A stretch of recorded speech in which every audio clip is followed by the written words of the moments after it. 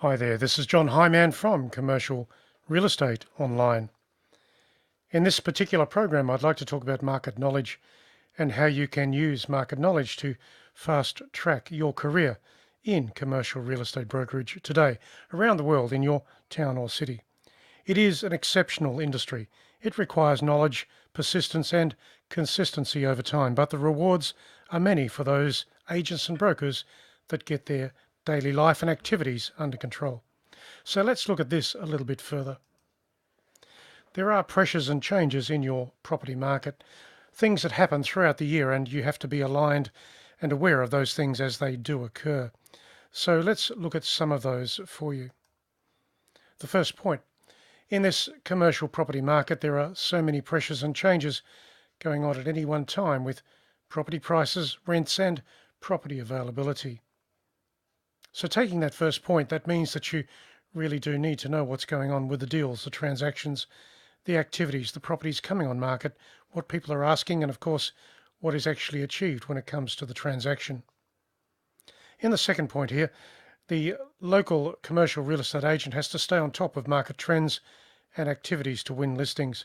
In other words, you need to show that you really do understand the property market in the location and that you are the property specialist. Because the marketing of commercial real estate and retail and industrial, for that matter, is not an experiment. It is a very definite thing, and the agents that are out there are working with clients, very wealthy clients in some situations, and those clients like to know that they are working with the best agent for the best outcome. So the last point here is that it is the local property market, the information and the knowledge that will help you when it comes to getting a new listing at the right price. So what should those listings look like? Well, primarily they should be exclusive listings because then you can control your listing stock over time. And when you do that, of course, you can get better outcomes. Open listings are fine, perhaps if you just need that particular listing or the listing stock, but ultimately over time you should be converting more exclusive listings in your commercial real estate career. It is a fact that when you control the listing stock, you have a greater chance and opportunity of converting the business over time. So let's go a bit further. What does the client think? Well, number one, property owners and landlords always have an inflated view of their property price or rent when they take their property to the market. It's a fact that most landlords, property owners, investors always want the top price for their property. So you need to work with that. You need to have the evidence to give them a fair awareness of what the property market is doing. Of course, the second point here, it is their safeguard to stop them from selling or renting the property at a low figure. They believe they need to protect their price or rent. Well, you need to do something with that and show them evidence from the location. The third point, it is a fact of the matter that buyers and tenants are driving the property market at the moment in most locations. Yes, you need listings, but of course you need to match those listings to the buyers and the tenants that are out there.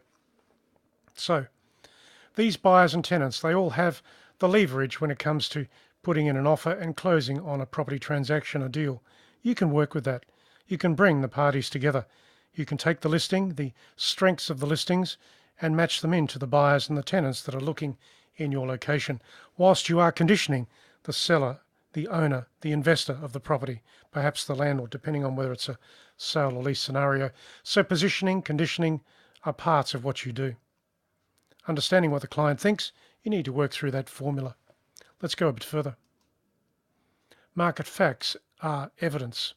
There are lots of properties available for sale or rent, so the average property owner really has little leverage other than the fact that they may own a high quality property. They own it, but if they want to move that property in the market, they need to match the market. You can control the promotional factors and the elements of leasing or selling any property. You are the control agent. That's your services. So the property facts you need for client conditioning, what are they? You need to have all of the facts. Let's think about that. To condition a property owner or landlord to the current property market conditions, you as the agent must have all of the facts, facts that are relevant and real for the type of property and the location, quite specific. Now, there are no shortcuts when it comes to getting that information. You need to be aware of the market, online, offline, directly. Anybody who can tell you something about a deal or a transaction is someone worth connecting with. Given all of this, you still see agents asking property owners how much they want to list their property. That's, of course, a wrong thing, but you've got to start somewhere. You should, however, have a good understanding of what the price or the rent should be for that particular property in the market today. So most agents ask the property owner how much they want to list the property at, and then they proceed with that number or asking price on the listing. And of course, that can be the big problem start to any promotion. An inflated price or rent will simply frustrate any inquiries that you get. And most inquiries will come in the first 3 or 4 weeks of a marketing campaign. So don't kill the momentum with an inflated price or rent. Don't kill the momentum. That's the active thing to understand here. Go onto the market realistically at prices or rents that the buyers or the tenants see as appropriate for the property type. Attract the inquiry. Do it that way. Going a bit further, market prices and rents. So what about the property market? Doesn't the prices, the rents, have something to do with the listing conditions and the buyers or tenants that are out there? Of course it does. The buyers and tenants typically make the offers, whilst the landlord might like to dictate, or the property investor might like to dictate what they think they should get for their property. The reality is the market brings in the results. You're the conditioning person for both sides of the equation. That is your client, the landlord or the investor, and also the tenants and buyers. So work with that. Become professional in your negotiation and your communication skills so you are attracting the right people in the right way. You are building the momentum towards a successful transaction. So let's think about conditioning your real estate clients. How can you do that? Let's look at the first fact. Here are a few of the bigger issues to help you gather the market facts and information as part of conditioning your client, the client that you serve, be it in sales or leasing. Number 1. Market rents are specific to the location and the property type. Those rents can be at true market or inflated by incentives and offerings by the landlord. So get to know those rents, how they are structured, how they came about. Know the elements of the rental deal. We must understand the differences in those numbers so we get to the true facts of an effective deal, an effective rent, not something that's inflated or manipulated. Always inspect the location of the property and also any comparable rents, other properties that are comparable, to ensure that they are really relevant to your subject property. Get to know what you're up against. Let's go to number 2. The price for a property will be impacted by improvements, the size of the land, the location, the business sentiment in the city, and a lot more factors. So understand the balance, the pressures, the strengths, and the weaknesses of your property market and the economic side of the business community. You must get the final negotiated price on any comparable properties before you use them in any listings of other nearby properties.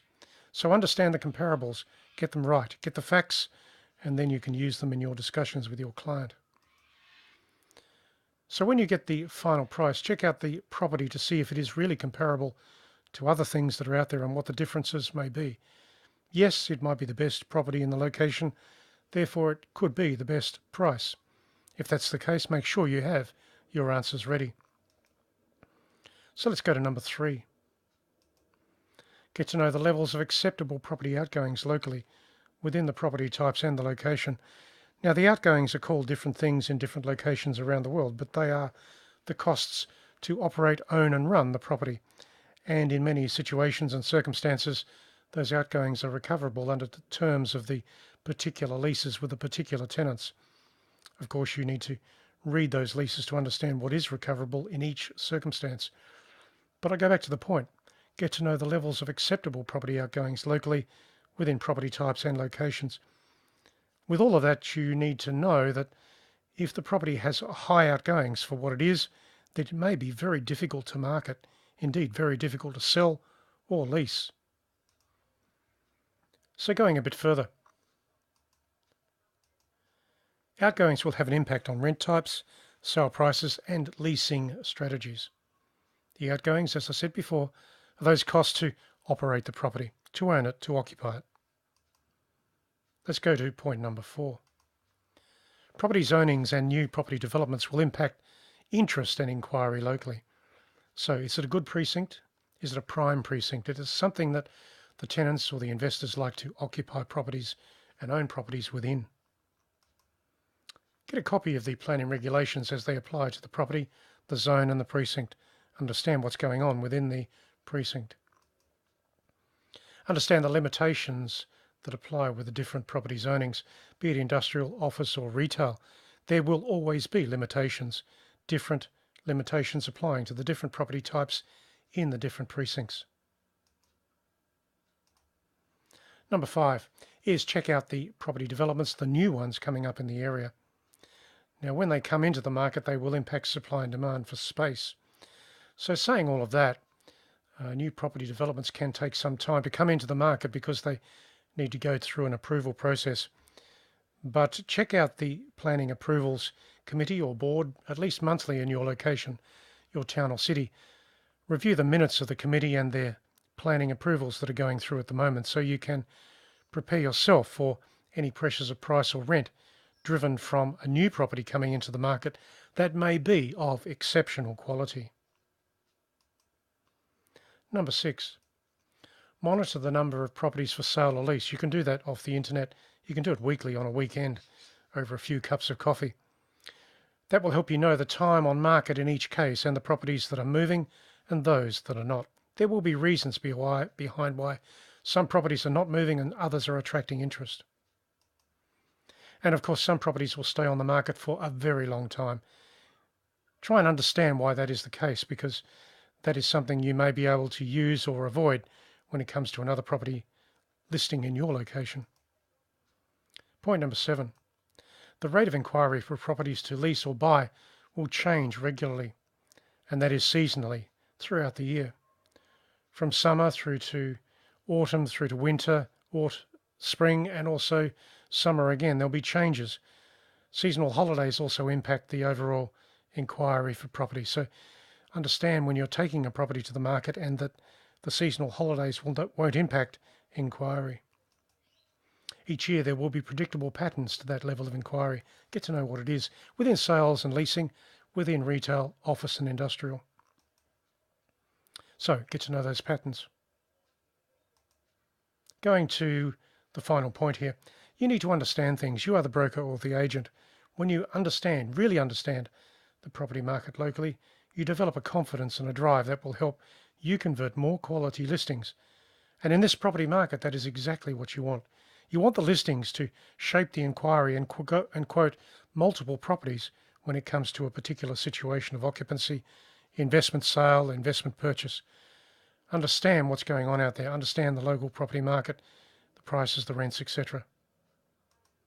So that is the end of these particular slides. My name is John Hyman. Thank you for listening to the program. Check out the website, which is commercial-realestate-training.com. You can get plenty of tips, tools and ideas at the website relating to commercial real estate brokerage. This is John Hyman signing off for now. I'll catch you again very soon online.